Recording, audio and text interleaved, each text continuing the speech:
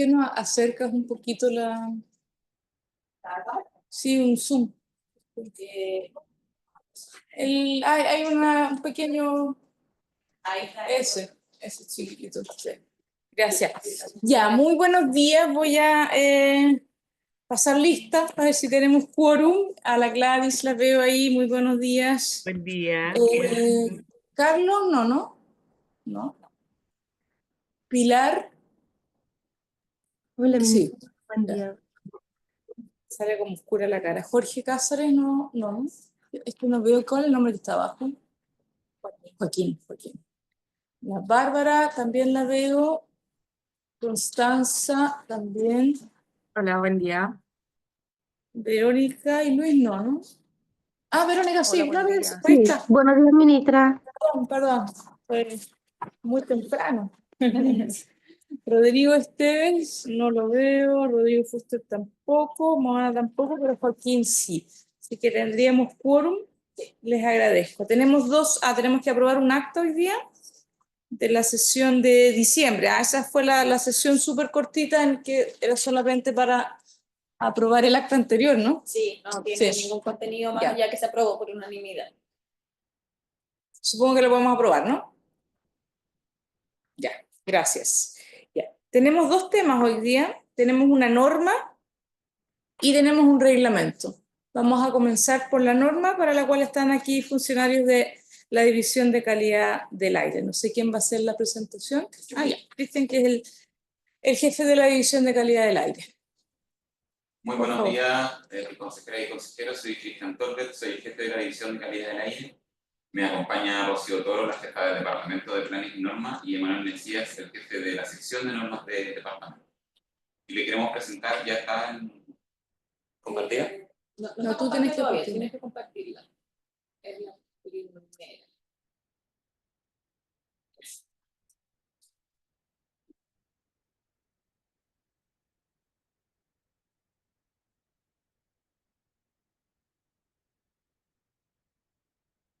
Les voy a presentar el anteproyecto de la norma de emisión para fundiciones de cobre y fuentes emisoras de arsénico.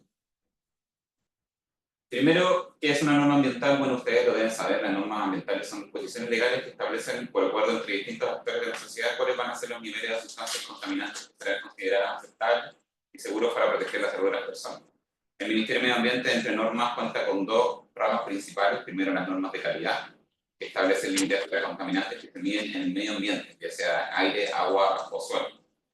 O, en este caso, nosotros estamos viendo las normas de emisión, que lo que indican es un límite de contaminantes emitidos desde una fuente emisora. En este caso, las fuentes emisoras son las fundiciones de cobre y otras fuentes emisoras de arsénico. Y principalmente se miden las descargas de las fuentes, o en este caso también a través de balances de masa y otro tipo de metodología. Como proceso de revisión de la norma para fundiciones, podemos decir que ha sido un proceso bastante largo, la verdad. El programa de regulación ambiental en esta administración lo priorizó en sus dos programas, el del 2022-2023 y luego en el del 2024-2025. Pero la resolución de inicio publicada en el diario oficial data de noviembre del año 2020. Durante el anteproyecto se realizó un estudio de antecedentes para la elaboración de la norma de calidad del aire para arsénico y la revisión de la norma de fundiciones, que son normas que se complementan entre ellas. Se desarrollaron varias reuniones de comité operativo y también reuniones de comité operativo ampliado, las cuales están todas con sus actas subidas en el expediente público de la norma específica. El anteproyecto ya fue publicado, como ustedes deben saber, el domingo 23-24 de noviembre para someterlo a consulta pública, y esta consulta pública va a realizarse entre el 24 de noviembre y el 19 de febrero del 2025. Nosotros ya hemos ido presencialmente a 4 regiones, en 4 comunas distintas, en Machalí el 2 de diciembre, Catemu el 5 de diciembre, Calama el 18 de diciembre y Copiapó la semana pasada el 7 de enero. Y además hoy tenemos esta instancia de consejo consultivo y en la tarde tenemos al mediodía en realidad un webinario abierto a toda la población. Y luego el proyecto definitivo, nosotros tenemos por reglamento 120 días hábiles y esperamos tener este proyecto definitivo para someterlo al Consejo Ministro a mediados de este año. ¿Cuáles son las fuentes y condiciones que afectan a la regulación? Bueno, Chile tiene varias condiciones. Chile hoy en día es el tercer mayor fundidor de cobre del mundo. Hasta hace unos años éramos el segundo, el primero siendo China, después Japón y después nosotros. Entre Japón y nosotros nos peleamos el segundo puesto fuertemente. Y las fundiciones se reparten entre la región de Antofagasta y la región de O'Higgins. La más al norte es la fundición de Chuquicamata, que contiene una refinería de cobre. No todas las fundiciones contienen refinerías de cobre. Y además en la faena norte de Codelco existe un tostador que lo que hace es que prepara el concentrado de cobre antes de que vaya a la fundición y por lo tanto también es una fuente emisora de arsénico. Estos están emplazados en la comuna de Calama, son de propiedad de la empresa Codelco. Después tenemos la fundición de Alto Norte, también en Antofagasta, que es de propiedad de Glencore. Está la fundición de Potrerillos, en Diego de Almagro, que es de propiedad de Codelco. La fundición Hernán Videla Lira, que en este momento está en modificación de su instalación y con cese de operaciones. Está emplazada en Tierra Amarilla y es propiedad de Enami. Está luego en la quinta región la fundición de Chagres, propiedad de Anglo American. Estaba la fundición de Ventanas, que ahora está cerrada, pero mantiene la refinería en la comuna de Puchuncaví, propiedad de Codelco. Y en la región de O'Higgins, en la cordillera, está la fundición de Caletones, en la comuna de Machalí, propiedad de Codelco. Importante destacar que todas estas condiciones están asociadas a un plan de prevención o descontaminación. El plan de Calama, que está en elaboración, el plan de la fundición de Potrerillos en revisión, el plan para la fundición de Hernán Videla Lira y el plan de Copiapó y Tierra Amarilla en Copiapó, el plan para la quinta región interior y Catemu, que está para tomar razón, el plan de Concón Quintero Puchuncaví, que está en revisión, y el plan para la fundición de Caletones, que está en revisión. La única fundición que está asociada a un plan de contaminación es la de Alto Norte. Como antecedente del proceso de fundiciones, todo el proceso inicia con el concentrado de mineral que entra a la fundición, al proceso de la fundición. Y el concentrado de mineral es mineral que viene de la mina, que fue preprocesado y que contiene azufre y arsénico y además otros metales pesados. El objetivo del proceso de fundición es extraer la mayor cantidad de cobre de este concentrado y refinarlo para que quede lo más puro posible. El proceso de fundición, la primera etapa de fundición y concentración, puede alcanzar una pureza del cobre de un 98,5%. Después le sigue un proceso de refinación que puede alcanzar un 99,5%, y después incluso puede ir a un proceso de refinación electrolítica que puede alcanzar más de un 99,9% de refinación. En todo este proceso vamos a tener escoria que sale, que es material sólido, y además vamos a tener gases que se van a emitir. Este gas que sale puede generarse a través de chimeneas o también puede generarse a través de emisiones fugitivas, que son liberaciones no controladas de estos contaminantes. Los contaminantes principales del proceso de fundición son 4 grandes. El dióxido de azufre, que se emite porque el concentrado de cobre que entra a la fundición contiene naturalmente azufre. Los compuestos de arsénico, que son minerales de cobre, es decir, es material particulado porque el mineral de cobre también contiene arsénico. Material particulado en general, que también puede contener otros metales pesados, y mercurio, que puede ser liberado tanto como gas como partículas. La capacidad o la cantidad de emisiones de estos contaminantes va a depender de varios factores. Primero, el contenido de contaminante en el concentrado de cobre fundido. Lo que nosotros sabemos, y en la visita que hemos hecho a las fundiciones, es que el mineral y el concentrado de cobre en Chile se le llama complejo, lo que significa que tiene altas concentraciones o alto contenido de azufre y arsénico. Por lo tanto, efectivamente, naturalmente va a contener altos porcentajes de estos contaminantes. Por supuesto, la capacidad de la fundición de la fuente y la capacidad de la fundición de la fundición, para la redundancia, es importante porque mientras es más grande la fundición, más emisiones. Los sistemas de control de emisiones que pueda contener la fundición, mientras más complejo y más actualizados los sistemas de control de emisiones, menos emisiones, y también hay medidas operacionales que todas las fundiciones pueden tomar para reducir también sus emisiones. ¿Y por qué es importante también regular esta fuente? Primero, más que nada nos enfocamos en esta parte, en el registro de emisiones contaminantes del 2020 del REPSEC. Nos dice que la mayor cantidad de emisiones de dióxido de azufre provienen de las fundiciones de cobre. Y también es notable las emisiones que puedan tener de otros contaminantes, pero principalmente el dióxido de azufre y el arsénico son muy importantes. Y bueno, estos contaminantes se regulan por sus efectos en salud. La Agencia Internacional del Cáncer ha clasificado el material particulado y el arsénico como el grupo 1, que es con alta evidencia de que es carcinogénico para humanos. Y el SO2, el dióxido de azufre y el mercurio elemental en el grupo 3, es decir, que existe también evidencia de carcinogenidad en los humanos. Además, el material particulado genera otros problemas y el dióxido de azufre también puede generar daño pulmonar y otras afectaciones a la salud. Además, el mercurio es un contaminante que puede hacer daño a distintos órganos, incluido el cerebro, los riñones, y también es muy peligroso durante el periodo de gestación y perinatal. Como principios de la regulación, tenemos primero que la norma debe aplicar a todas las partes relevantes que ya fueron mencionadas y debe asegurar la reducción de emisiones. Ese es el objetivo de esta norma. Por lo tanto, va a ser aplicable para las 6 condiciones existentes, más la refinería de Ventanas, en Puchuncaví y el tostador de Ministro en Chuquicamata. Los contaminantes a regular van a ser el material particulado, dióxido de azufre, arsénico y mercurio, y la idea es mejorar los resultados de la norma vigente. Y la reducción de emisiones se va a basar en 3 pilares que vienen de la regulación anterior. Primero, establecer un límite anual global que avanza en 2 etapas, que se define en toneladas en año. Un segundo, porcentaje de captura de edificación también global, que también funciona en 2, incluso 3 etapas. Y límites en chimenea de las fuentes puntuales, que se establecen principalmente en el secador, horno de limpieza de escoria, planta de ácido y también otras chimeneas. La evaluación de la norma se va a basar principalmente en balance de masa, que son protocolos que establece la Superintendencia de Medio Ambiente, y lo que se mide en chimeneas. También, como novedad, se van a establecer medidas de control de polvo suspendido para el manejo del material circulante y del concentrado que entra en la fundición. Se debe establecer un deber de medir los contaminantes normados en estaciones de monitoreo y, por supuesto, fiscaliza la Superintendencia de Medio Ambiente. Como etapas de la regulación, desde la entrada en vigencia de esta nueva norma, el porcentaje de captura y fijación global se va a mantener en un 95% como ya venía de la norma anterior. Sin embargo, los límites de emisión se van a actualizar para reflejar mejor la actualidad y la operación como se está llevando ahora de esas condiciones, lo que nosotros estamos llamando un nuevo congelamiento de emisión. Al tercer año se aumenta el porcentaje de captura y fijación global a un 96%.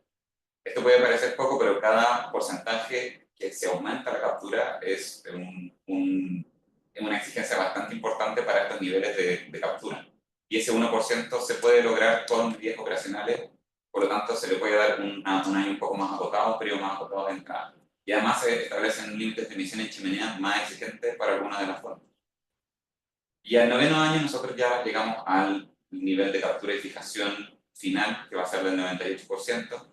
Llegamos a los límites de emisión en chimeneas finales y se establece un límite de emisión en toneladas año ya definitivo. Del congelamiento pasamos a reducciones que son bastante más importantes.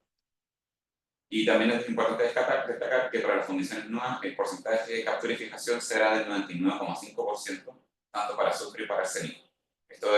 Los porcentajes de fijación y captura son para azufre y arsénico en todas las fundiciones. Entonces, ¿cuáles son las mejoras principales? Podemos listar 4. El primero, vamos a tener un nuevo congelamiento de emisiones desde la entrada en vigencia y vamos a tener una actualización de metas a largo plazo en toneladas año.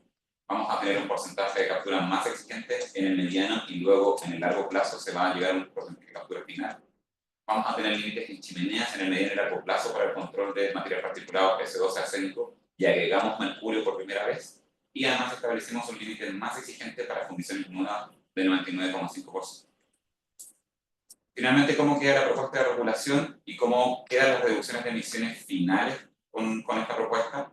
Bueno, lo que tenemos es que para todas las condiciones vamos a tener reducciones en sus límites anuales en toneladas año. Para dióxido de azufre vamos a tener reducciones que van entre los 35% y los 68% de reducción dependiendo de cada condición, y para arsénico entre 5% la más modesta, pero hasta el 76% en la más exigente. ¿Por qué hay diferencias también en los límites? Porque los límites en toneladas año van a depender de muchos factores que están listados en la ecuación de acá arriba. La meta de contaminante de cada condición va a depender de su capacidad de producción, del contenido de azufre y arsénico de los contaminantes y del porcentaje de captura. Como ya les dije, hay condiciones que son más complejas, que sabemos que van a tener por las características de las minas que explotan, concentrados de cobre que van a ser más complejos, y hay otras condiciones que son más modernas y que son más pequeñas, que van a poder tener reducciones más altas. Lo importante es que como nosotros tenemos límites para toneladas año y también para porcentaje de captura, se van a verificar reducciones de emisiones igualmente. También los límites de emisiones en chimenea se actualizan y entran límites nuevos. Estos límites son complementarios a los límites de emisiones globales, de que establecen límites de concentración en esas fuentes puntuales y entran diferenciado entre el tercer y el noveno año. Los principales que ya existían son los límites para el secador y el horno de limpieza y la planta de ácido. Y también para material particulado, arsénico y dióxido de azufre. Las reducciones que nosotros estamos solicitando van entre el 40 y el 20%. Y además tenemos límites nuevos para hornos de refino, chimeneas, cualquier chimenea adicional, y también para mercurio en las plantas de ácido. Esto, además, lo que tenemos que para horno de refino y chimeneas adicionales y la planta de ácido, el límite de CO2, van a entrar en el noveno año.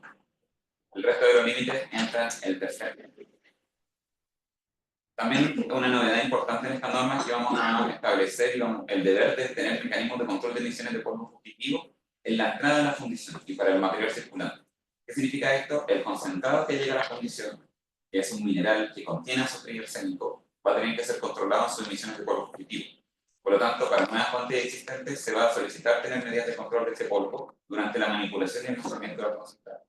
Ejemplos de estas medidas van a ser encarpado de camiones del transporte de concentrado, abatimiento del polvo durante la descarga del concentrado, cierre del sector de descarga de camiones tolva, encapsulamiento de las corrientes transportadoras y en la preparación y almacenamiento de material circulante, medidas de control de material particular.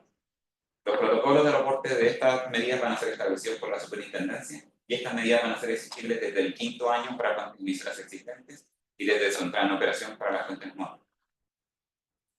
Importante mencionar, por supuesto, que es la superintendencia la que fiscaliza la norma de emisión, pero también la superintendencia establece la metodología de balance de masa, con la cual se establecen los límites o se calculan el límite de captura y fijación del 95, 96 y 98% respectivamente. Y además siempre le va a informar el cumplimiento de la norma al Ministerio del Medio Ambiente.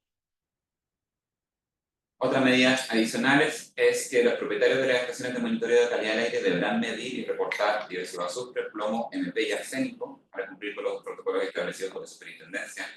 La SMA, por supuesto, publicará los datos de concentraciones de las chimeneas y las fuentes puntuales en monitoreo continuo a través de SENS, en un sistema de información público y libre. En caso de fuentes afectas a planes de prevención y descontaminación o de RCA también, deberán cumplir siempre con el valor más estricto y la vigencia se verifica desde la publicación en el diario oficial. El análisis general de impacto económico y social para nosotros también es muy importante en esta normativa. Lo que vemos es que la norma es bastante costosa, a decir verdad. Los costos de inversión que se tienen que generar y los costos de operación y mantenimiento y gestión de la operación nos dicen que entre el total de las fundiciones se va a considerar un costo total de $61 millones anuales, siendo los límites entre 4,5 millones anuales de costos en Alto Norte a 20,6 millones anuales en la fundición de Cabetón y el resto de las fundiciones en rangos similares. Siempre los costos de inversión van a ser los más altos porque efectivamente llegar al 98% de captura va a requerir inversiones que van a ser importantes. Y después se verifican los costos de operación y mantenimiento, que son bastante altos, y gestión de operación son ya menos. Pero también tenemos beneficios, que son beneficios económicos en casos evitados de mortalidad, menos admisiones hospitalarias por problemas cardiovasculares, menos admisiones hospitalarias por efectos respiratorios agudos, menos visitas a las salas de emergencia por emergencias parecidas como, por ejemplo, asma, menos días de productividad perdida y, por supuesto, otros beneficios. Los beneficios se han calculado en las comunas de Calama, Chivichiu, en Antofagasta también, en Salvador, en Cantemu, en Panquehue, en Yayay y en Coya, en Machalí. Y los beneficios se estiman en $1,5 millones. Eso significa que la diferencia de costo-beneficio es importante, lo que significa que esta regulación obtiene una relación de costos-beneficios de 0,025 veces, lo que significa que el costo de esta normativa es 40 veces los beneficios.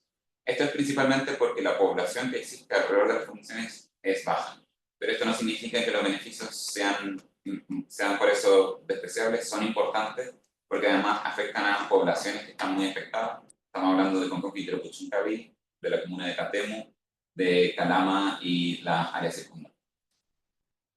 Esa es nuestra presentación. Muchas gracias por la atención. ¿Puedo compartir? Sí. Gracias, Cristian. Damos ahora espacio entonces a preguntas, consultas, sugerencias.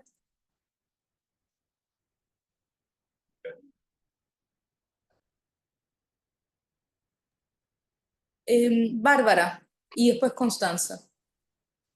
Gracias por la presentación. No sé si se escucha, estoy con mi Sí. celular y ya. Tengo dos preguntas solamente. Una es, no es mi tema, así que puede que sean totalmente desubicadas, pero una es en la historia de la regulación, cómo ha sido el impacto sobre la población de la implementación de normas anteriores, en el sentido de si es reconocida, ha tenido impacto en reducción de enfermedades y otras cosas, y cómo ha sido visto también desde la industria.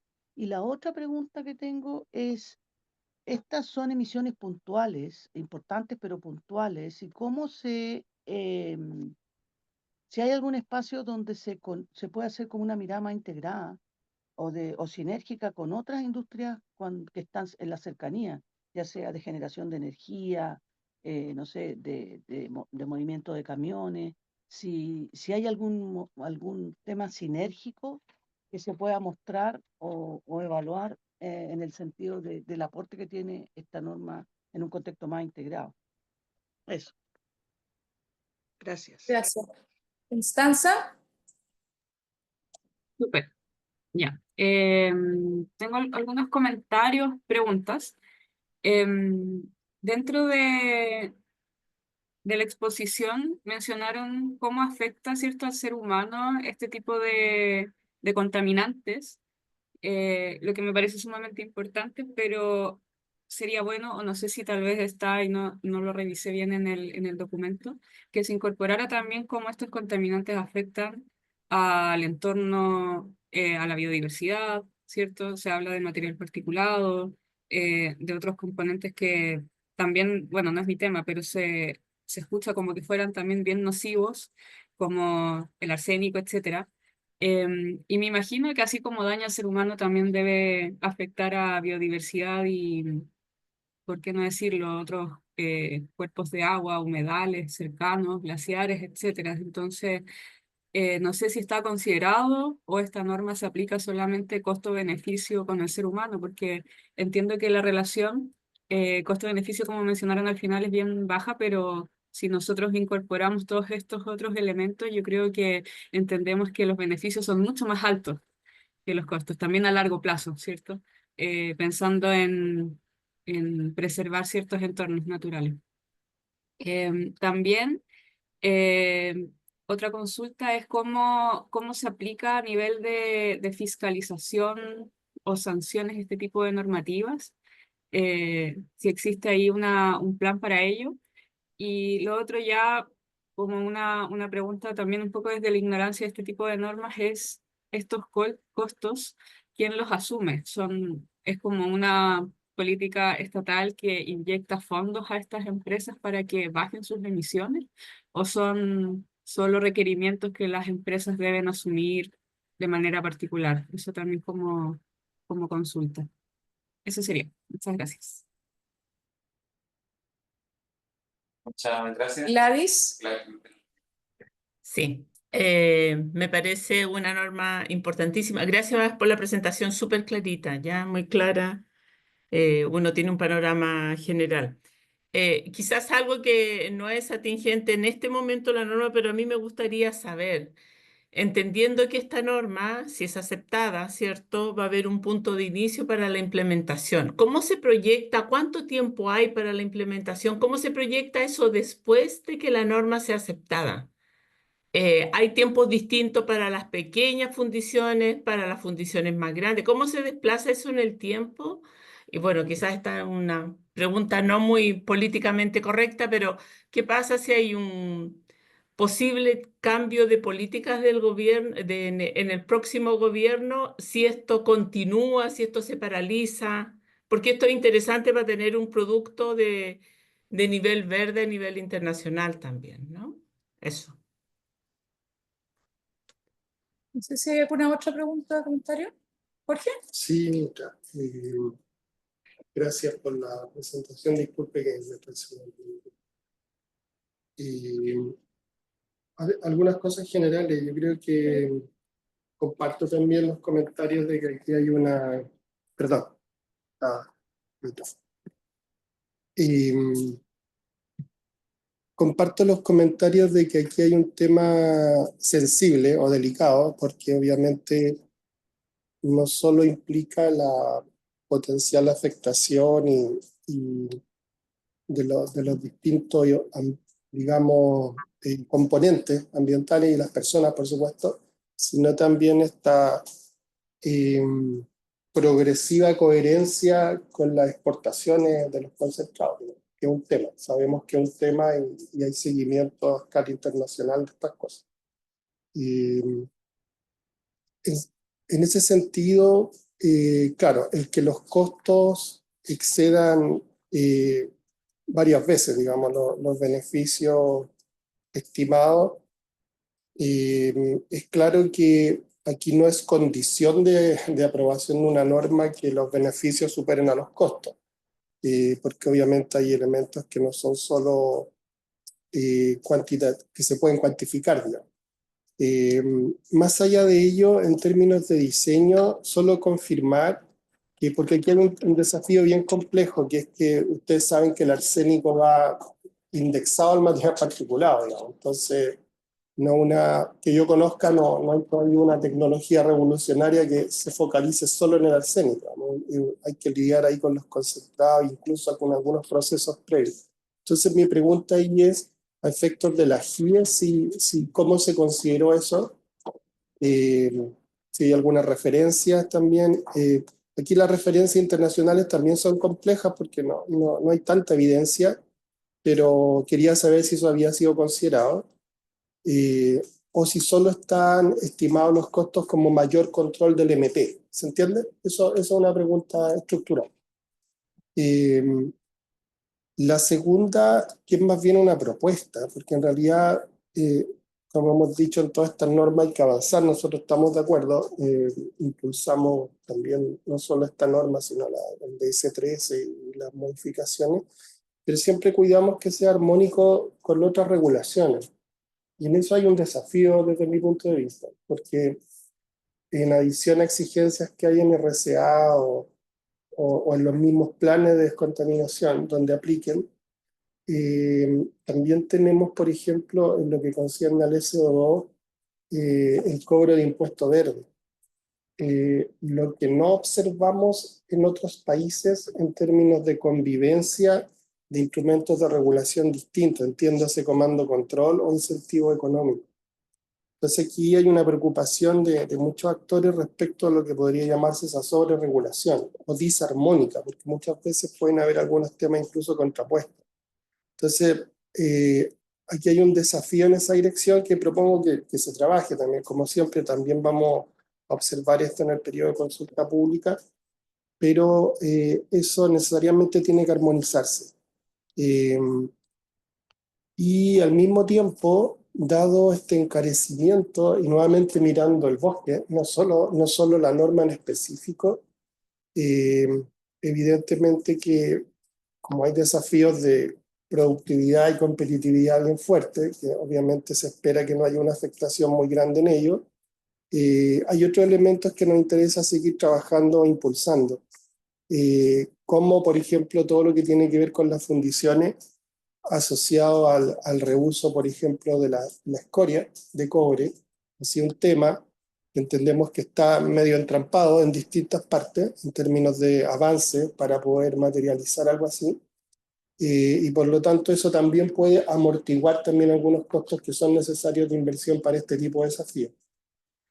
Mi última pregunta tiene que ver con lo que mencionaron de Concón Quintero Puchuncaví, conocer el estatus llamémoslo, del cierre, porque en términos prácticos ya no se estaría operando, al menos no todos los procesos, y como se menciona el tema del impacto en la zona, eso también quería tener una consulta ahí de cómo lo evaluaron.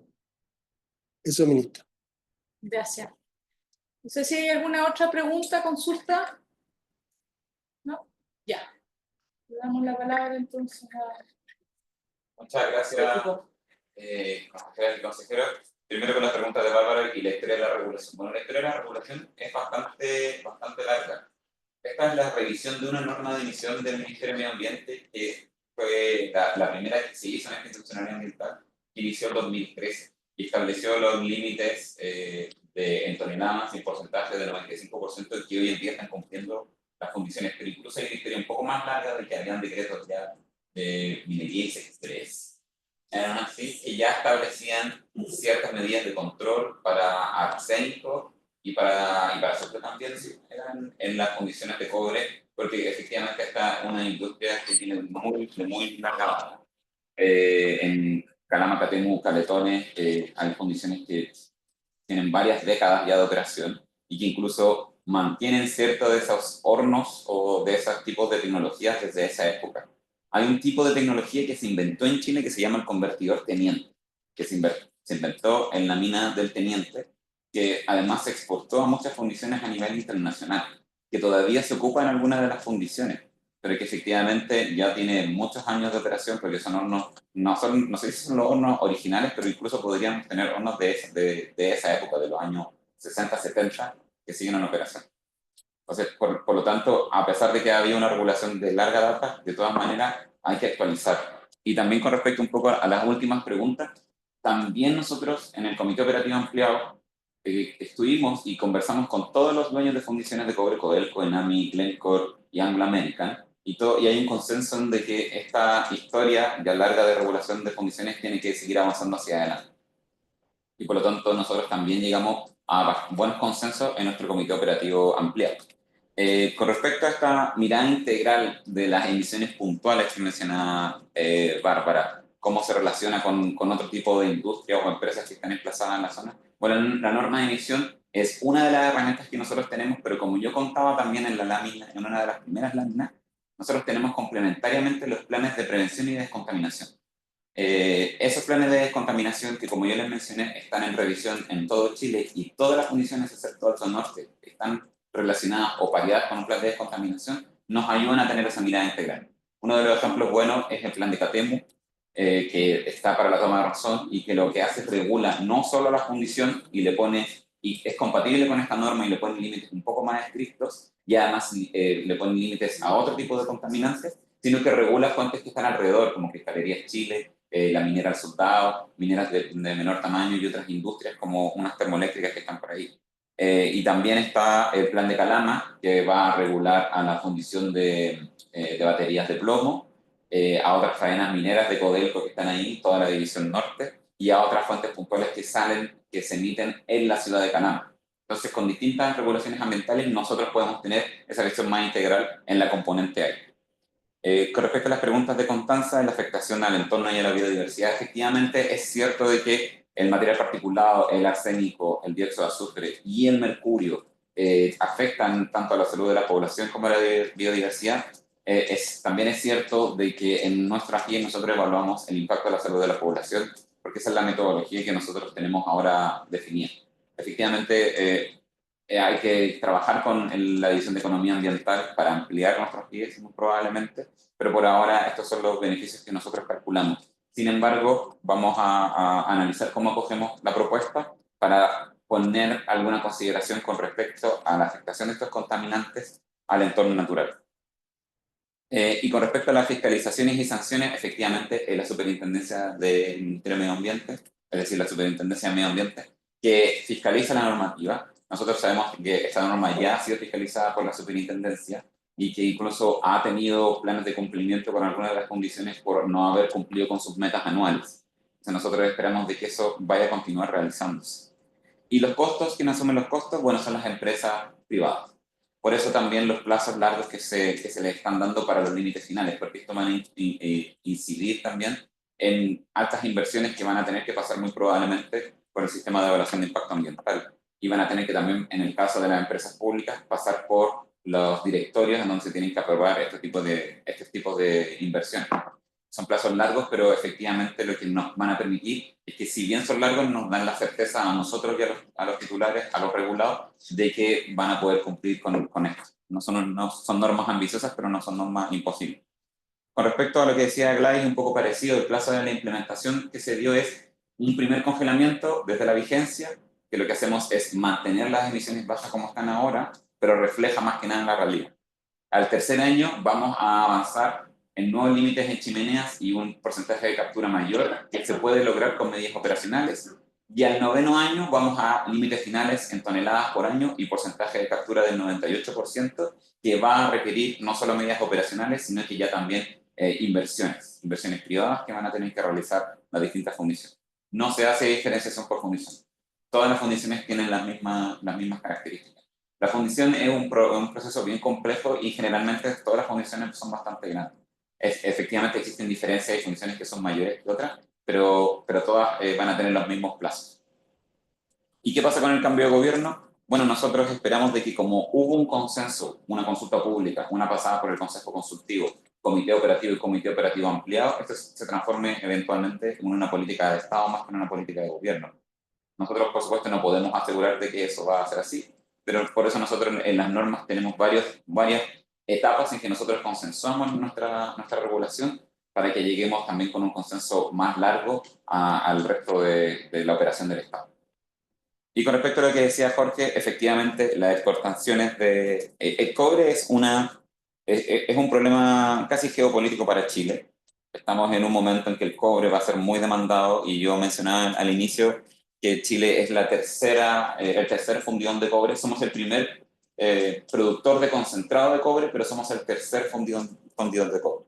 El primer fundidor de cobre es China y tiene una capacidad instalada que casi quintuplica la capacidad instalada que tiene Chile. Japón tiene una capacidad instalada parecida a nosotros y siempre nos estamos peleando el segundo y tercer lugar y después vienen otros países bajo nosotros. Y por lo tanto nosotros sabemos que tenemos que impulsar esta industria. La industria de cobre es importante, pero eso no significa que sea en detrimento del medio ambiente y de la salud de la población. Y por eso nosotros estamos poniendo estas medidas de control. Con respecto a si el arsénico va acoplado al MP, efectivamente el arsénico se emite como un componente del material particulado y por lo tanto las medidas de control que se establecen son medidas de control del material particulado.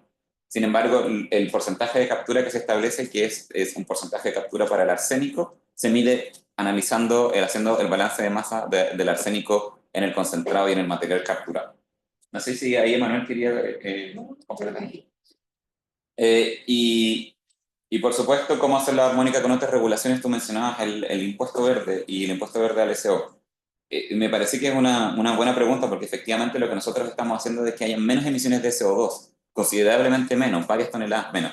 Y esos son beneficios para la industria en dos sentidos. Uno, ese CO2 se transforma en ácido sulfúrico que se ocupa después para otros procesos de la mina como lixividado y se puede usar tanto dentro de la misma mina o se puede vender a otras minas para hacer ese mismo proceso. Y además habría un ahorro en impuesto verde. Y creo que eso no está considerado en las GIES. Entonces eso podrían ser beneficios que no están considerados y creo que es una buena consulta. Perdón, y solamente el hecho del reuso del ácido débil, y tiene restricciones por el tema de la consideración de residuos. Por eso digo, hay que trabajar. Qué interesante, si tiene un potencial bien fuerte, hoy día hay limitación incluso para el uso propio. Entonces, algunas empresas han conseguido que la RCA se aborde como su producto y lo utilizan, tal como se mueven todos los días cientos de camiones con ácido sulfúrico, pero hay otros que tienen restricciones. Entonces, digo que eso, si se armoniza, vamos haciendo una política correcta, porque lo mencionaste, tenemos un desafío de exportaciones, pero tiene que ser armónico con la protección ambiental, y si hacemos esta sinergia puede ser algo bien interesante. Y por último, el estado de la fundición de cobre en Concón Quintero Puchuncaví.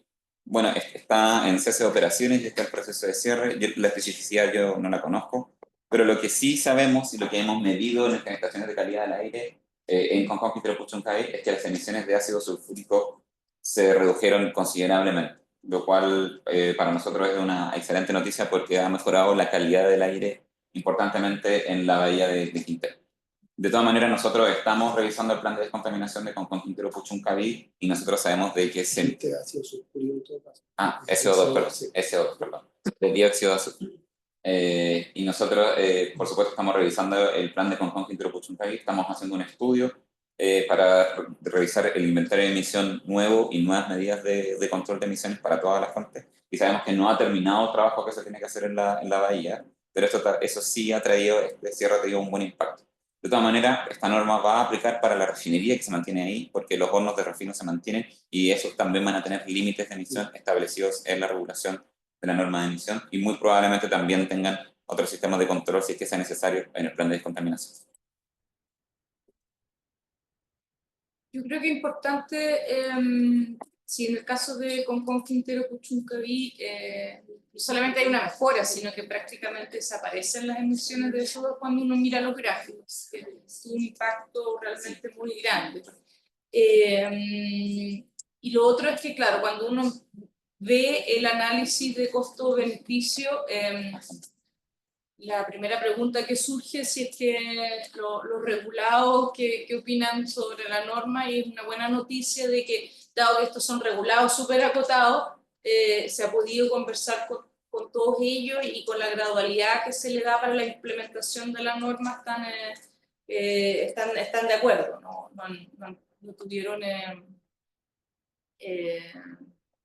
quejas demasiado grandes, y el Ministerio de Minería en particular también. Así que a pesar de que los costos son elevados, yo creo que todo el mundo está de acuerdo de que Chile, como un país minero, un país exportador de cobre y de querer fundir en el país, tenemos una nueva política de fundiciones también elaborada por el Ministerio de Minería. Queremos hacer esa fundición con menos contaminación, así que es una buena noticia, diría yo.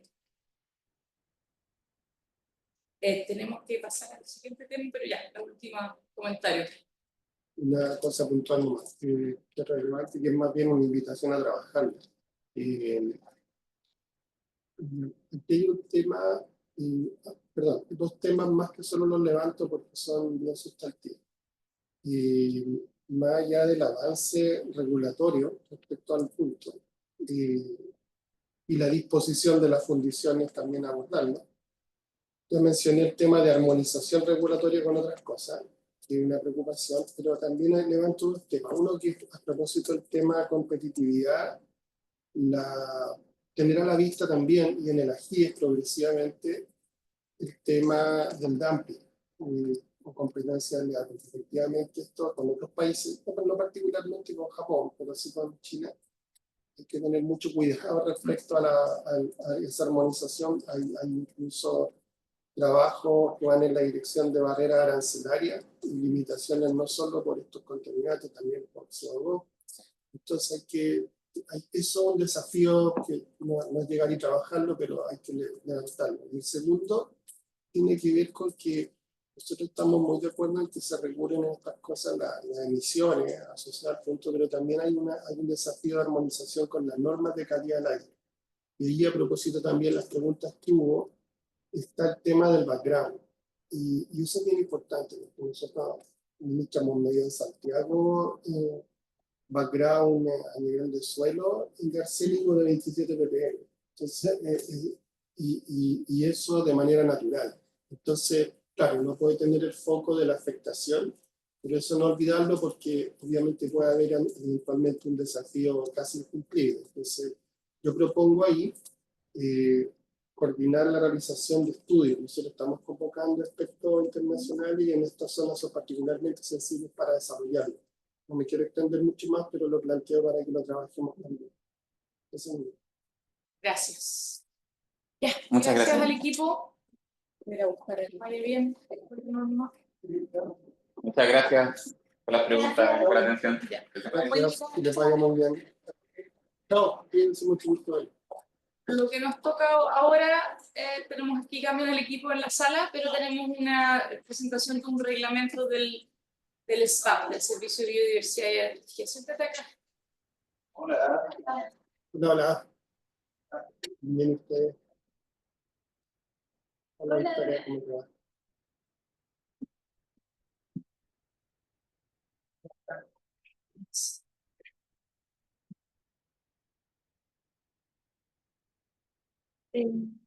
Hola, bueno, no los veo, pero buenos días a todos y todas, un gusto saludarlos. Eh, Ahora vamos a ver el anteproyecto del Reglamento del Registro Público de Sanciones, que es mandatado por el artículo 140 de la Ley 21.600 o Ley para la Naturaleza. Y lo primero, obviamente, es situarnos o recordar un poco acerca de la ley. Si ustedes recuerdan, obviamente, el diseño de la institucionalidad ambiental contemplaba la creación de un Ministerio del Medio Ambiente, de la Superintendencia del Medio Ambiente y del Servicio de Evaluación Ambiental, y también de un servicio encargado expresamente de la conservación de la biodiversidad y la gestión de las áreas protegidas. Y por mucho tiempo hubo una deuda con la creación de este servicio, deuda que finalmente se pagó en el año 2023, en septiembre del año 2023, cuando se aprueba la ley 21.600.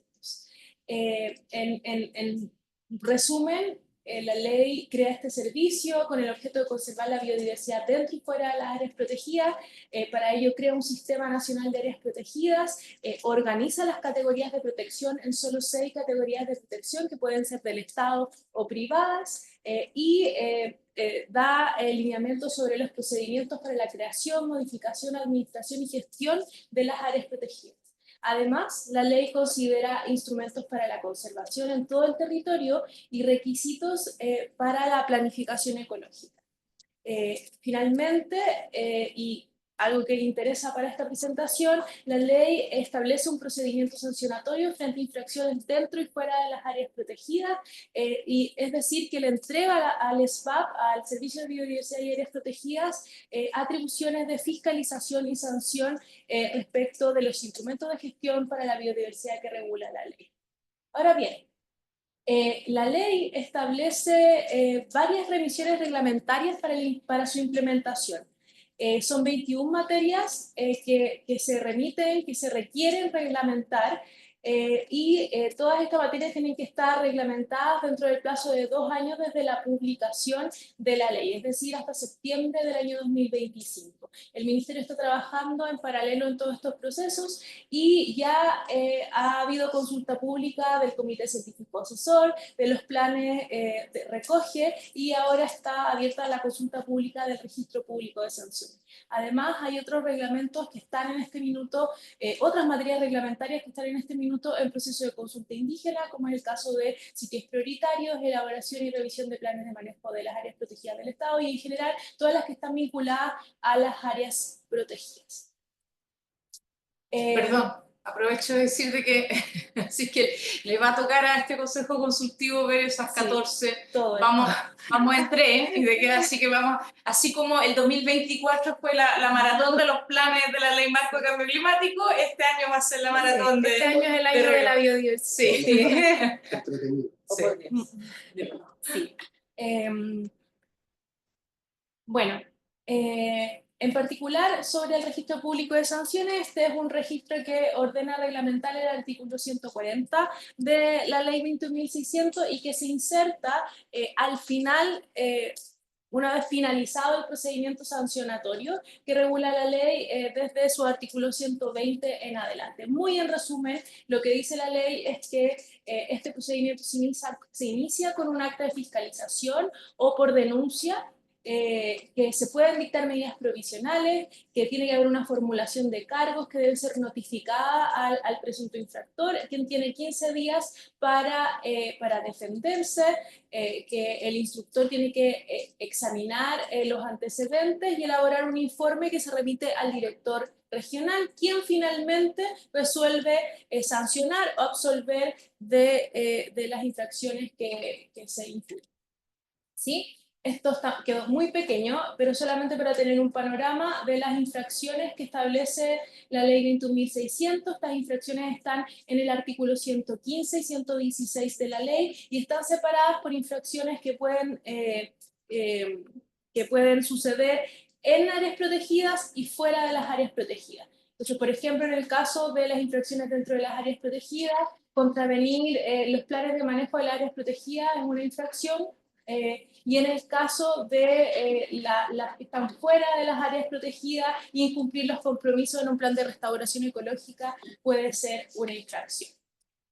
¿Qué sanciones contempla la ley 20.600? Multa, restitución parcial o total de los beneficios obtenidos en áreas protegidas privadas, extinción o caducidad, suspensión de la concesión, permiso según corresponda, sin derecho de indemnización alguna, prohibición temporal de ingreso al área protegida y prestación de servicio en beneficio de un área protegida si el infractor consente en ello. La intensidad de estas sanciones va a depender de si es una situación considerada gravísima, grave o leve. ¿Sí? Con todo este preámbulo, el reglamento del registro de sanciones, el artículo 140 de la ley 21.600, lo que ordena es armar un registro donde se vayan inscribiendo las sanciones que aplica el Servicio de Biodiversidad y Áreas Protegidas. Este es un reglamento bastante breve, tiene 10 artículos y tiene como base la experiencia y el reglamento del registro de sanciones de la Superintendencia del Medio Ambiente, que está regulado en el Decreto Supremo 31 del año 2013 del Ministerio del Medio Ambiente. En su momento, cuando se crea el registro de sanciones, se propone el registro de sanciones en el caso de la Superintendencia del Medio Ambiente, lo que se buscaba era tener un efecto disuasivo, es decir, que nadie quiere estar en una lista donde se señala que se le aplicó una sanción. Y hoy, obviamente, en el caso del SPAP también, que se ha avanzado bastante en materia de transparencia y publicidad, hay un fin en ese sentido. ¿Cuál es el objeto establecido en el reglamento? Determinar cómo deberá elaborarse este registro, su actualización, mantención y los mecanismos de acceso y publicidad a las sanciones impuestas. Las características del registro son que es administrado por el Servicio de Biodiversidad y Áreas Protegidas, quien está encargado de su conformación, mantención y operación, que está alojado en una plataforma electrónica pública y de libre acceso, que tiene una actualización mensual y que una vez al año tienen que haber medidas de publicidad asociadas a este registro, por ejemplo, con la publicación en un diario de circulación nacional del listado de sanciones por fecha, gravedad, infractor u otro elemento que el servicio considere pertinente.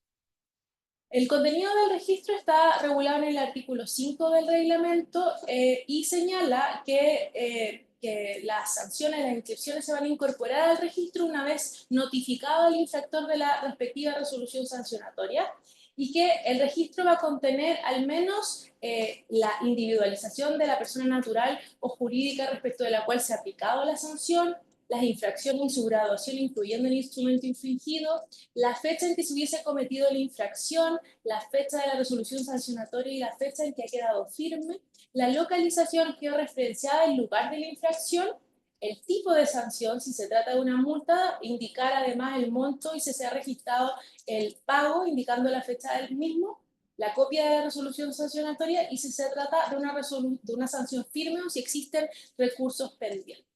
Además, se indica que las inscripciones se van a incorporar al registro en orden cronológico. Finalmente, se agrega a este reglamento un artículo que hace referencia a la eliminación del registro de sanciones. Se indica que el servicio va a eliminar la inscripción del registro transcurrido 10 años desde su inclusión. Obviamente, si es que antes hay una decisión firme que revoque la sanción, se elimina del registro dentro de los 10 días desde notificado el servicio de la resolución que deja sin efecto la sanción respectiva. La idea de esto es que en el fondo no sea para siempre el ingreso al registro, sino que una vez cumplida la sanción y transcurrido un plazo de 10 años se pueda salir de esto. Bueno, este es el cronograma. Este es el cronograma de la participación ciudadana. La consulta pública inició el 5 de diciembre y el fin de la consulta pública es el 20 de enero de este año y se espera tener las respuestas a las observaciones ciudadanas que se revisen, que se reciban durante febrero o marzo del año 2020. Eso. Está el link de la consulta pública para conocimiento. Muchas gracias. Y si pudiera dejar de compartir. No, la roja. Okay. Esa es la roja. Ya. Pilar. Hola, muchas gracias por la presentación. Unas observaciones chiquititas. Unas dudas con respecto a la ley de datos personales y el uso de los RUT de las personas naturales. Quizás darle una vuelta. También en este rol como del registro de que tenga un rol disuasivo. También hay que quizás ocupar el criterio que ocupó la Corte Suprema en su autoacordado del 2015. Para quienes no se acuerden, antes uno podía buscar por RUT si tenía algunas causas en algún tribunal del país. Y bajo la lógica de la ley de datos personales, también la Corte hizo como un proceso como reflexivo respecto a eso, eh, porque también es un poquito invasivo en la privacidad de las personas y todo. Las personas jurídicas se pueden buscar por RUT, como que me refiero más a las personas naturales, por un lado.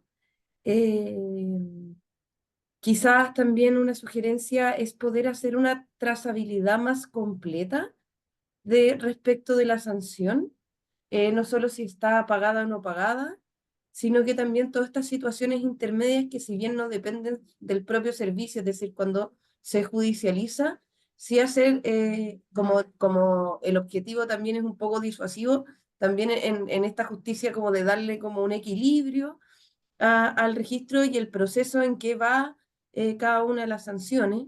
Es decir, no sé, pues es como saber cómo en esta etapa administrativa se rechazó la reclamación, pasó al tribunal, el tribunal está revisando esto de manera de que también como la ciudadanía se pueda enterar efectivamente en qué está el proceso completo. También con respecto del cumplimiento de las sanciones, si bien como se va a publicar el tema de si está pagado o no pagado, igual que pasa en la SMA, también establecer el otro tipo de sanciones que no solamente con multa. Y con respecto también se sugiere también como darle una vuelta también a este plazo de eliminación del registro, porque pensándolo es como, imaginemos que esto también es una sanción ambiental, que la idea de la sanción ambiental es que se cumpla la norma ambiental por sobre la sanción. Eh, por ejemplo, en el derecho penal, cuando uno se lo explican, lo voy a explicar muy en sencillo, como que hay sanciones que tienen distintas funciones.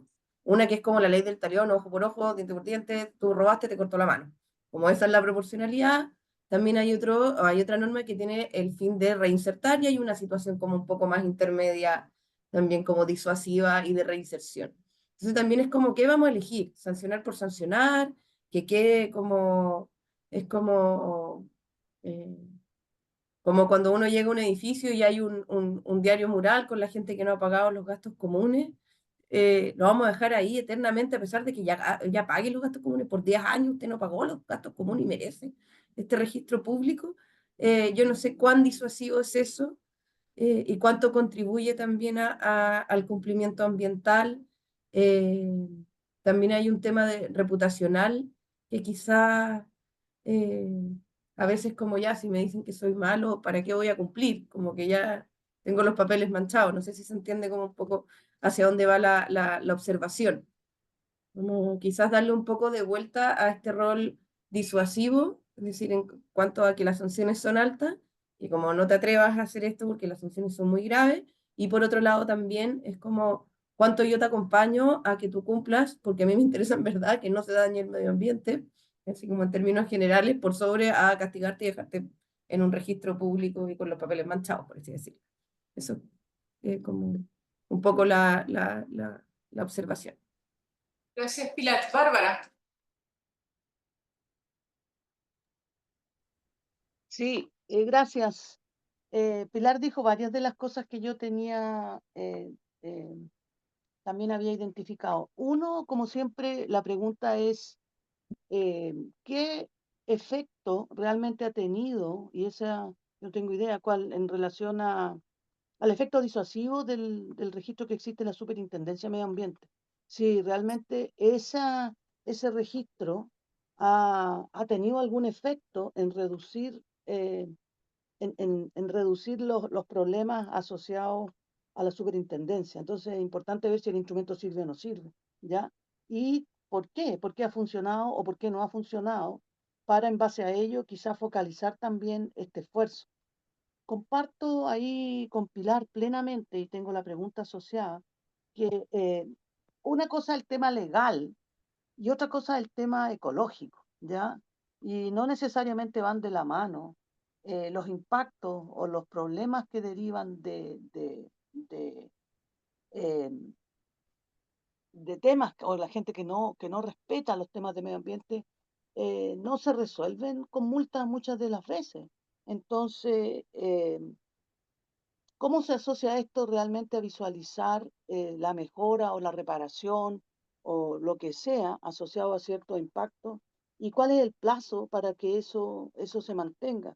10 años puede ser una cosa importante en la vida de una persona, eh, a lo mejor también para una empresa, pero para un ecosistema forestal que se quema completamente o una turbera que se quema, los impactos son por décadas, mucho más grandes. Entonces, la eliminación de los 10 años del registro, no sé realmente en base a qué está hecho. Y como digo, tiene que ver con la pregunta anterior, si tiene o no tiene realmente impacto que se mantenga en ese registro.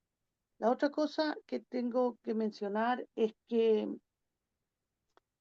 nosotros en el tema medioambiental estamos, o sea, en el tema de conservación y específicamente esta ley, estamos haciendo muchas cosas que son muy nuevas, pero también hay hartas brechas. Entonces, eh, hay que distinguir aquellas sanciones eh, que la gente a veces hace sin saber, muchas veces la gente ni sabe.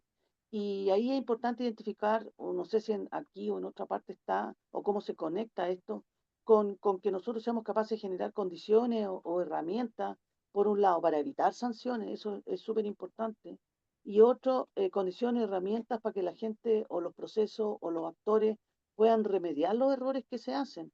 Muchas de las veces algunas cuestiones se hacen sin saber o son, como digo, metidas de pata, pero tiene que haber caminos para poder remediar esas cosas y ahí poner en place, desplegar de manera estratégica las herramientas definiendo planes, definiendo instrumentos para ejecución de planes, generando capacidades, articulando distintos actores, educando a ciertos grupos específicos, me parece que es importante, sobre todo asociado no a las grandes empresas que ellos tienen regulaciones por otro lado, sino que a gente, a empresas asociadas a turismo, que es súper capilarizada y donde participa gente que no tiene mucho conocimiento ni mucha herramienta. Me parece importante conectar de alguna manera estas sanciones o esta lista de sanciones con eso, si es que tiene algún impacto. Y por último, claro, la pregunta que hace ahí también la Pilar de cuándo se paga o no se paga esta sanción. Hay algunas cosas que no tienen vuelta también. Y eso es importante quizá identificar algunas de esas cosas acá, en términos de contaminante, en términos de, como dije antes, de, de incendio, de desaparición de la última especie, de extinción definitiva de una especie o de un ecosistema único, me parece que es importante también hacer esas distinciones. Eso. Gracias. No sé si hay alguna otra. Jorge, yo también tengo un comentario. Sí, a ver, desde la lógica de esto un registro público, digamos, sería interesante, más allá de la mera publicación, y más allá de la vigencia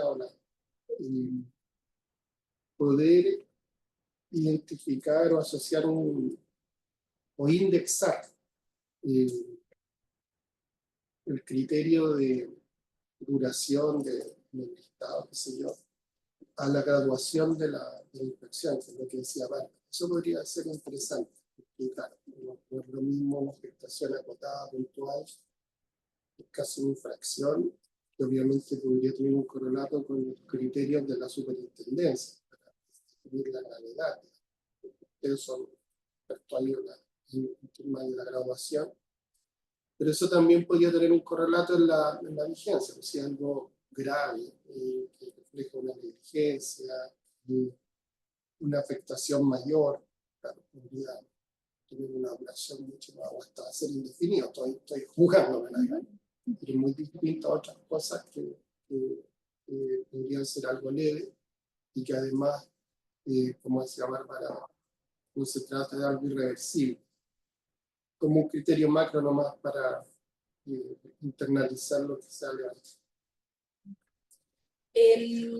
Yo creo que sería interesante si nos pudieran poner el contexto, porque el servicio tiene la posibilidad de sancionar y de fiscalizar. Después tenemos a la superintendencia, ¿verdad? Y ver ahí cuál es el límite entre el SBAP y la superintendencia. Y además de eso, tenemos tribunales ambientales y tenemos ahora la ley de delitos medioambientales. Entonces, si quizás pudieran como contarnos en cuál de las tres, dónde aplica las tres tipos de sanciones. Aquí me puede complementar Ariel. Pero claro, la ley 21.600 establece un límite a la potestad de sanción del SBAP, porque no es un servicio que tiene como función principal la fiscalización y la sanción. Entonces, se reconoce que es la Superintendencia del Medio Ambiente de la institución que está a cargo de la fiscalización y la sanción a la institucionalidad ambiental, y se establece que en caso de que cualquiera de las infracciones haya una concurrencia entre una infracción a la ley 21.600 y una infracción a las resoluciones de calificación ambiental, automáticamente entra la Superintendencia del Medio Ambiente. Entonces, ahí es la superintendencia la que tiene que llevar adelante el procedimiento y hay una distinción bastante clara. Y bueno, los instrumentos de gestión ambiental que están asociados a la superintendencia del medio ambiente están en la ley orgánica de la superintendencia, está los planes de descontaminación, las normas de calidad, las normas de emisión, las resoluciones de calificación ambiental. Entonces, son otros instrumentos y los instrumentos que fiscaliza y sanciona las infracciones, el servicio de biodiversidad, son los que están regulados en la ley 21.600, como los planes de manejo, las inspecciones en áreas protegidas, los planes de restauración, etc. Entonces, ahí hay una distinción que la ley entrega al servicio sin perjuicio de que sabemos que cuando empiece a implementarse la ley, cuando empiecen a suceder estos procedimientos, van a haber procesos de coordinación y de ajuste entre los servicios que van a ser necesarios para que esto funcione. En el caso de la ley 21.600 también se reconoce la posibilidad de reclamar ante los tribunales ambientales, tal como sucede en el caso de la Superintendencia del Medio Ambiente. Si te aplican una resolución, una sanción, puedes acudir dentro del plazo de 15 días, si no me equivoco, a los tribunales ambientales para reclamar de la decisión en caso de que se estime que está mal aplicada. Y finalmente la ley de delitos ambientales está, bueno, es importante, está en otra sede penal, no sede administrativa, y está asociada a situaciones de gravedad general y asociada a los instrumentos, la mayoría de los instrumentos que se mencionan están asociados a la Superintendencia del Medio Ambiente. Pues ahí hay como un límite entre ambas sedes de responsabilidad. No sé si quieres complementar. Sí, estaba pensando cómo lo grafico mentalmente para más claro. Esto es como cuando uno va a las termas y hay distintas piscinas y hay algunas conexiones entre. Está la piscina del derecho penal con los nuevos delitos que se incorporaron del 305 del Código Penal al 111 bis, creo que sería la más caliente. Claro, exactamente. Y ahí uno se puede quemar. Luego está la responsabilidad administrativa, que podría ser otra piscina, pero esa a su vez está dividida en dos, que es la de la SMA y la del SBAP. La del SBAP es más chiquitita, tiene mucho más acotado, tiene instrumentos muy específicos. Si lo quieren consultar, se lo podemos enviar hasta el alcance. De hecho, el artículo se llama Alcance de la fiscalización, precisamente para facilitar un poco entender qué se refiere a algunos instrumentos particulares. Y cuando pensamos en estas conexiones, sí hay conexiones. y de hecho la propuesta que se sometió a consulta pública de los 10 años viene de una de estas conexiones. El Código Penal, dentro de los delitos que establece, hay uno en particular que es muy interesante, que reconoce que existe un sistema de sanciones administrativas. Entonces dice, cuando hay una reiteración ya majadera de infracciones administrativas, eso llega a un punto tal que se vuelve un delito. Y eso pasa cuando se cometen más de 2 delitos, o sea, más de 2 infracciones en un periodo de 10 años. Pero infracciones graves o gravísimas. Entonces, en ese sentido, por ejemplo, la referencia a los 10 años no se nos ocurrió de la nada, sino que viene de eso. Ahora, suena interesante, efectivamente, el comentario que ustedes hacen de pensar si se alinea más con la escala de gravedad, lo vamos a evaluar porque puede ser O sea, la algo... leve podría quizás quedar... Podría. Las otras, la grave y la gravísima, no podrían ser menos de 10 años porque es relevante la información del registro de sanciones para estos otros efectos. Entonces, para facilitar y no estar por oficio a cada rato, puede ser útil más allá de la función social que tiene de información pública y muy alineado con Escazú, etc. Y aquí Álvaro también me recuerda, Álvaro, si quieres comentar también. Bueno, que hay otra regla también de la ley que dice que si alguna de las infracciones de esta ley tiene aparejada una sanción que también puede ser sancionable por otras leyes, se va a optar por la sanción más alta. O sea, es decir, si hay una sanción sectorial, por decir algo, de la ley de bosque nativo, se considerará la sanción de la ley de bosque nativo, por sobre la sanción que establece la ley. Entonces ahí también ahí hay otra piscina. Claro, y también otra conexión interesante es que la SMA puede realizar una actividad de subprogramación, que quiere decir que le puede encargar al SBAP que realice ciertas fiscalizaciones cuando pasa esto, ¿no? Que puede haber una RCA en el marco de un área protegida, podría ocurrir que sea más eficiente, que si bien es de competencia sustancial de la SMA, la actividad material de fiscalización la realice el SBAP y luego le remita los antecedentes para efectos de la RCA. También como para graficar que estas normas están interconectadas y en general se ha pensado diseños que puedan hacer convivir estos sistemas. No sé si Pilar quiere preguntar algo específicamente ya. Dale, por favor.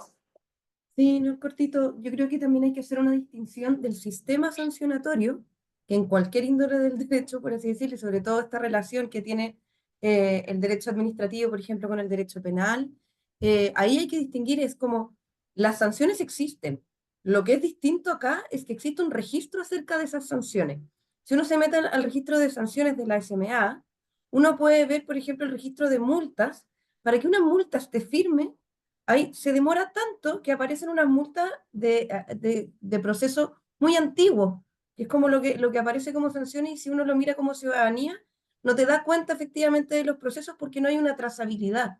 Entonces ahí quizás hay que hacer una distinción entre quizás las observaciones a este registro de sanciones, no respecto de la sanción en sí mismo, sino que para qué lo publicamos y cómo lo publicamos. No sé si se entiende como esa distinción, como para qué lo estamos haciendo. Yo creo que son súper atendibles las observaciones, creo que las podemos revisar así que muchas gracias por las observaciones. Sobre el uso de datos personales, obviamente es algo que tenemos que revisar. Sobre la trazabilidad más completa, en el reglamento es más difícil dejar cada uno, como ordenarle al servicio cada uno de los pasos y cosas que tienen que hacer en el registro, porque igual es una plataforma electrónica y ellos tienen que habilitarlo y todo, pero sí es algo que podemos revisar para efectos, porque no es tan fácil llevar cada una de esas trazabilidades hasta llegar a la decisión final, porque es como ser un procurador de lo que está pasando en cada uno de los casos, y eso es muy difícil. Pero obviamente lo podemos revisar. Sobre el plazo de eliminación del registro, muchas gracias por las observaciones. Nosotros en realidad íbamos en la misma línea con la eliminación. El registro de la Superintendencia del Medio Ambiente no tiene una regla de eliminación. Entonces lo que queríamos en este caso era poder agregar una regla, pero obviamente podemos revisarla y como lo decía Ariel, lo que conversamos es que, bueno, aquí un criterio, una pauta la va la ley de delitos ambientales para saber más o menos cuál podría ser un plazo razonable. Entendiendo que cuando estamos hablando de infracciones, en el caso del SBAP, efectivamente pueden ser cosas muy pequeñas, o sea, no estamos hablando de grandes titulares necesariamente, o sea, no estamos hablando de personas. O sea, ¿qué otra cosa? Sobre lo que comentaba Bárbara, es súper interesante una discusión que efectivamente hay que dar.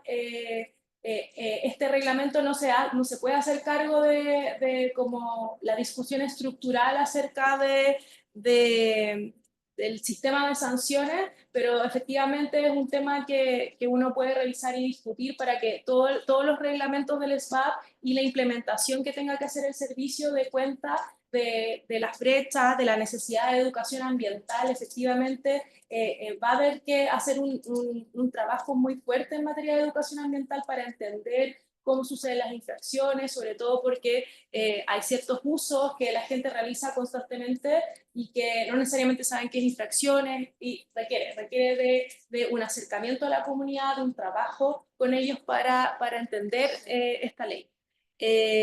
Y eso creo que, Perdón, sobre ese punto, yo creo que eso es justamente lo que esperamos con el hecho de fin poder contar con un servicio que le hemos llamado más coloquialmente, que la naturaleza hoy día tiene ley, es tener una entidad, un organismo público encargado de nuestra naturaleza, dentro de ella las tareas evidentemente de educación y de sensibilización hacia la población va a ser fundamental, así que esperamos que ese en realidad es el rol, uno de los roles preponderantes del nuevo servicio que pueda realizar más allá de las sanciones. Sí. Hay una cosa, una experiencia que siempre es posible, me gusta comentar, es que es bueno que los servicios que tienen facultad de fiscalización y en este que tiene, además de sanción, tengan una política cada cierta cantidad de años de fiscalización y sanción, de tal manera que puedan mostrar en el fondo cómo orientan estas potestades, cómo las articulan. En el caso de la superintendencia lo estamos llevando ya a un requisito legal, pero sin ley igual eso se puede hacer, es como una buena práctica que yo creo que se puede impulsar. Sí. Me quedó solo una cosita para mencionar sobre lo que mencionaba Bárbara de situaciones en que se genera daño ambiental. Es solamente como para explicar que este es un registro que establece las sanciones que aplica el Servicio de Biodiversidad y Áreas Protegidas, pero que la responsabilidad por daño ambiental sigue vigente y tiene su sistema, y en caso de que esto suceda, entonces hay que seguir los cursos correspondientes que establece la Ley 19.025. Entonces, como que el registro efectivamente no se hace cargo de reparar, de remediar, porque simplemente es un registro para publicidad y transparencia de estos procesos, pero ese sistema sigue vigente. Sí, daño ambiental sería más la superintendencia y eventualmente un delito a través de la nueva ley. Tiene ciertas competencias, pero acotado a las áreas protegidas en materia de control de daños. Por ejemplo, también puede dictar medidas provisionales, pero eso no es materia de este reglamento porque eso tiene reserva de ley. O sea, queda regulado solo en la ley y el reglamento no tiene la facultad de regular esas materias. No puede la potestad reglamentaria alcanzar a esas materias. Ya, pues yo creo que con eso hemos respondido todas las preguntas, ¿sí? Muchas gracias. ¿Es la última sesión de enero o tenemos? Es la última sesión de enero y ya la primera semana de febrero tenemos la siguiente. Bueno, 1 o 2 temas. Quizás si viene en NDC. Ya, ok, perfecto. Ya, pues muchas gracias. Que tengan un bonito día. Gracias, ministro. Saludos. Igualmente. Gracias. Buen Gracias. día. Gracias. Chao. Buen día. Gracias.